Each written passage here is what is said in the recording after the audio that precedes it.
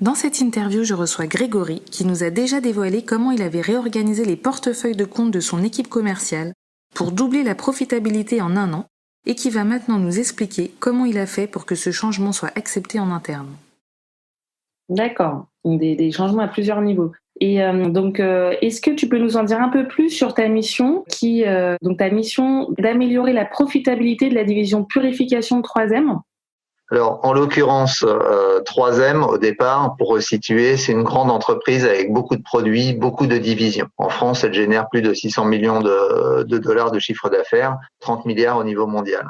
Elle est composée de 4 grands business groups qui comptent chacun 4 à 6 divisions. Et donc, j'ai pris la tête en 2016 d'une de ces divisions, la division purification, qui fait partie du business group industrie. Et l'activité purification consiste à proposer des solutions de filtration aux entreprises agroalimentaires, notamment pour filtrer le vin, mais aussi à l'industrie lourde, pour filtrer les eaux usées, et l'industrie pharmaceutique, pour enlever toutes les bactéries et impuretés non désirées dans les liquides. Donc, c'était une division qui était issue d'un rachat fait 10 ans auparavant, mais qui était bien en dessous des standards 3M en termes de profitabilité. On tournait autour de 5 à 7% de profitabilité quand les standards 3M étaient plus autour de 20%. Donc, l'enjeu, c'était véritablement d'augmenter la profitabilité. C'était ma mission principale en arrivant sur le poste. Donc, comme je venais de 4 années de gestion de projet avec des phases de transformation de process, de vente et notamment la mise en place de Salesforce, je venais vraiment sur ce poste avec une casquette de changement. Donc, au bout d'1 an, les résultats ont vraiment été là. On est passé, comme cela a été mentionné, de 7 à 13% de profitabilité pour la division. Mais on a également, pendant ce temps-là, augmenté les ventes.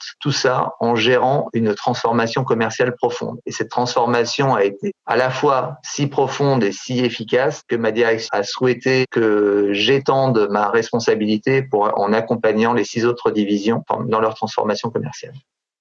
C'est un sacré challenge et des très bons résultats en seulement 1 an. Donc justement, on va passer aux actions que tu as mises en place pour réussir à atteindre ces résultats, à doubler cette profitabilité en 1 an, qui en plus continue à augmenter ensuite. C'est forcément toujours un ensemble d'actions, mais est-ce que tu veux bien nous partager quelques-unes de tes actions majeures qui ont permis d'obtenir ce résultat? Par quoi est-ce que tu as commencé, par exemple? Alors le point de départ, pour moi, c'était clairement la communication. On était dans une phase de conduite du changement majeur. Donc, l'ensemble de l'équipe commerciale a tendance à voir la transformation de l'entreprise de façon externe. Ils voyaient qu'il se passait des choses, mais ils comprenaient pas ce qui se passait. Ils étaient un peu paumés. Et donc, la division, elle provenait d'une acquisition, comme je l'ai mentionné, elle avait toujours été gérée à part. Donc, il fallait vraiment prendre conscience qu'ils faisaient partie d'un tout, qu'ils prennent conscience de l'importance du changement qui se mettait en place, mais surtout aussi de comprendre l'importance de faire levier de toutes les forces 3M pour la division. Parce que jusque-là, ils vivaient un peu comme une PME au sein d'un grand groupe, mais sans en tirer vraiment profit complètement. Donc très tôt, j'ai décidé d'instaurer un point de 30 à 45 minutes avec l'équipe. Donc on parle de 10 commerciaux, de directeurs commerciaux, 2 assistants commerciaux.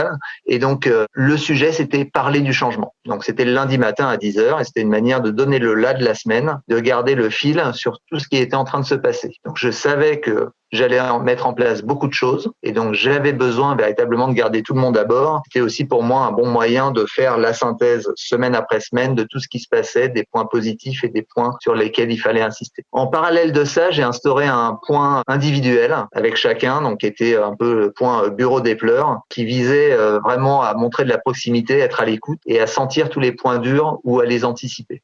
Donc tout changeait et fallait vraiment quelqu'un pour l'expliquer. Effectivement, les changements du marché, le business model, l'équipe qui se réduisait, les secteurs des commerciaux qui changeaient. D'accord. Et alors tu mentionnais qu'il y avait 2 directeurs commerciaux. Est-ce que cette réunion du lundi matin, ça faisait pas doublon avec les réunions existantes? Alors en effet, ça a été un des key learnings, un des retours d'expérience que j'ai pu avoir, c'était de mieux anticiper l'imbriquement avec les rituels des directeurs commerciaux. Ils ont dû, de leur côté, vraiment reformater leurs réunions, parce qu'ils avaient des réunions forcément avec leur équipe, pour ne pas être dans la répétition et rebondir sur les axes majeurs. D'accord. Et bien que tout le monde comprenne l'intérêt de ces transformations, est-ce que les DIRCO, ils n'ont pas vécu ça comme une intrusion?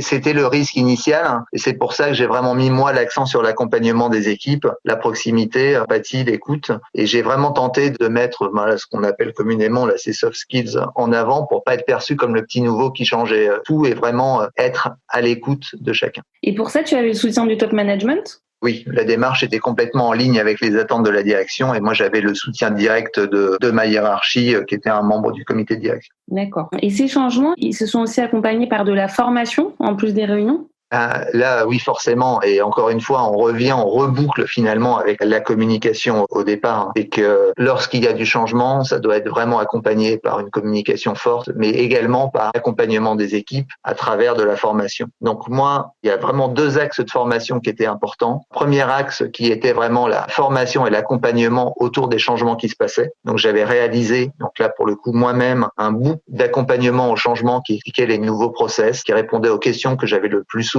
et qu'on me répétait lors de ces points individuels que je faisais. Et donc, c'est un document sur lequel j'intégrais tous les contacts clés au sein de l'entreprise, la description des process de base sur tous les nouveaux process de vente, comme la validation des spéciaux, les nouveaux systèmes de reporting, le suivi des bonus, les principes dont on vient de parler de codification des comptes. Ça, c'était un premier aspect de formation. Mais en complément, j'ai parlé d'un redéploiement vers l'industrie pharmaceutique. Il fallait accompagner ce redéploiement et donc organiser des formations sur les produits pharmaceutiques, à la fois par des experts internes, mais également par un cabinet extérieur. Et on a fait ça pendant les réunions de vente. On dédiait une journée à la formation.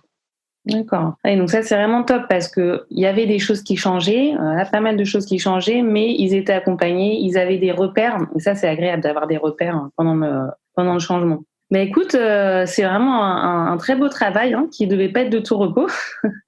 Donc un grand bravo d'avoir relevé ce défi. Et puis surtout, merci beaucoup d'avoir partagé cette expérience avec nous. C'était un plaisir. Merci Grégory, au revoir.